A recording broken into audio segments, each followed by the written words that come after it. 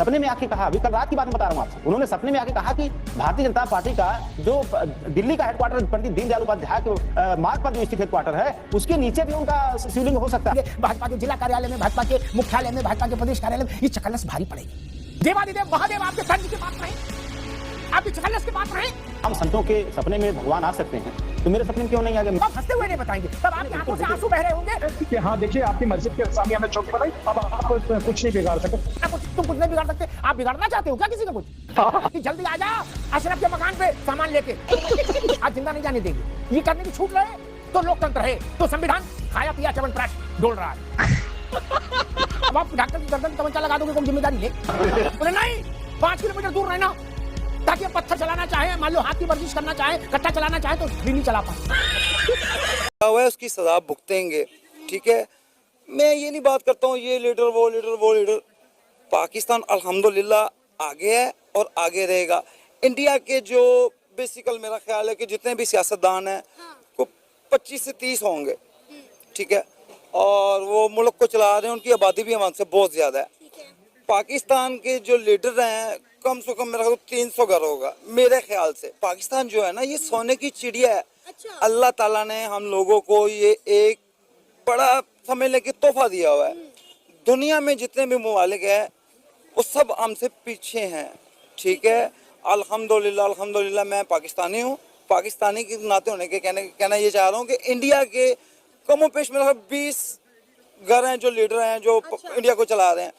पाकिस्तान में मेरा ख्याल कमो पेश को 300 सियासतदान होगा जो इसको लूट रहा है, खा रहा है, खोद रहा है। जी अपना इमरान खान साहब अब आ जाएंगे, अब वो डोनाल्ड ट्रंप आ गया है।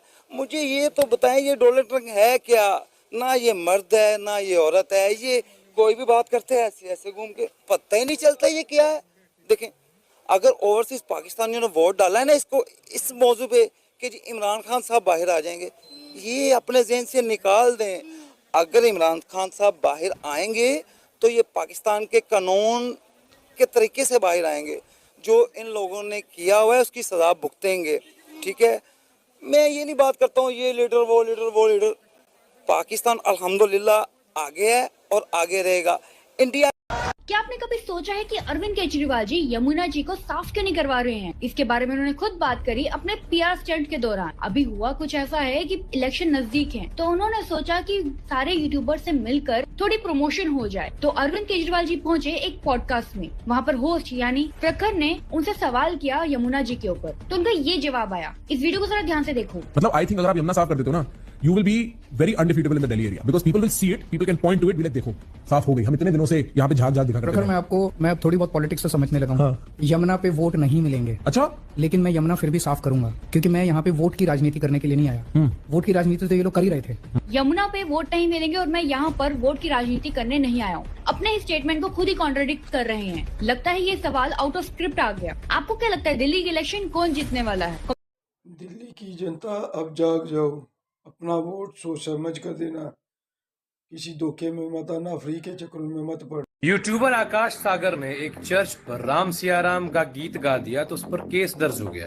ये टॉलरेंस का लेवल है। हिंदू अपने बच्चों को सैंटा बनाए, हिंदू अपने बच्चों को क्रिसमस के बारे बताए, हिंदू अपने बच्चों को उनके गॉड का सम्मान करना सिखाए, लेकिन उनके दिल में इतना भी टॉलरेंस नहीं आया कि अगर किसी ने राम सिया राम गा दिया तो उस पर मुकदमा दर्ज करवा दिया। इसने तोड़ फोड़ नहीं करा था, इसने किसी गलत मंशा से नहीं गया था, ऐसे एक यूट्यूब पे वीडियो के लिए ये किया था। इतनी नसें दुखने लग गई। और हिंदुओं तुम सेक्युलर के सी बनते हो, जाकर अपने बच्चों को सैंटा बनाते हो। केरल के मंदिरों में नमाज पढ़ाया जाए वो सही, हिंदू अपने बच्चों को सैंटा बनाकर क्रिसमस का सम्मान करे वो सही, लेकिन एक राम धुन नहीं सुन पाते। अगर अब भी तुम सेक्युलरिज्म का राग अलापते हो हिंदुओं, तुम सेक्युलर नहीं हो।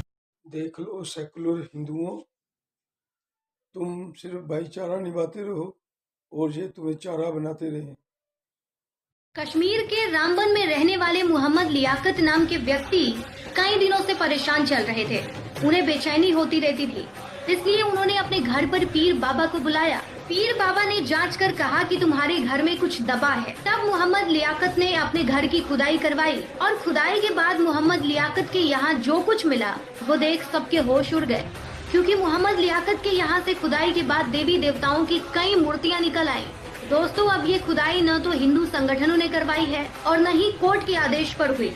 इसका योगी जी से भी दूर दूर तक कोई लेना देना नहीं है। ये खुदाई एक मुस्लिम के कहने पर खुद मुस्लिम ने अपने घर पर करवाई है। तो मतलब अब साफ है कि जितना खोदोगे मंदिर ही निकलेगा। सच आप ज्यादा देर तक छुपा नहीं सकते और इस वीडियो को शेयर किए बिना आप जा नहीं सकते। एक मुस्लिम ने मुस्लिम के कहने पर ही अपने घर में खुदवाई करवाई और वहाँ से हिंदू देवी देवताओं की मूर्तियाँ निकली। और ये बहन सही कह रही है। इस वीडियो को ज़्यादा से ज़्यादा शेयर करें। जिसको मिर्ची लगी वो भी कमेंट करें, और जो ये मानता है कि ये सनातनियों का ही देश है वो भी कमेंट करके ज़रूर बताएं। भाइयों, इस वीडियो को ज़्यादा से ज़्यादा शेयर करें। जय श्री राम। पिछली बार जब प्राण प्रतिष्ठा थी तो ज्यादा व्यस्तता हो गई, तो इधर से उधर जाने के लिए कोई चार्टर कर लिया, उसकी फोटो लग गई, तो 15 दिन इसी पे पिले रहे भाई कि ये राम पर बोलते हैं और चार्टर पे जा रहे हैं। तो मैंने कहा ये कहां लिखा हुआ है चार्टर में हराम वाले ही जाएंगे, राम वाले नहीं जाएंगे, ये कहां लिखा हुआ है? अब छाती कूटो या माथा कूटो, भारत के सांस्कृतिक पुनर्जागरण का वर्ष तय हो गया है। अगले 100 वर्ष हिंदुस्तान को कोई नहीं। तो आज तक भारत के इतिहास में सिर्फ भगवान श्री राम ने किया था या पंजाब सरकार भगवंत मान ने किया है ऐसा कारनामा कि भारत को सीधा दुबई से जोड़ दिया, और दुबई को भी सीधा लंदन से जोड़ दिया। और ये कारनामा पहाड़ों का सीना चीर कर, समुद्रों को लांग कर आम आदमी पार्टी के सीएम भगवंत मान ने किया है। जब इंसान दो पैक ज्यादा लगा लेता है तब ऐसा हो जाता है।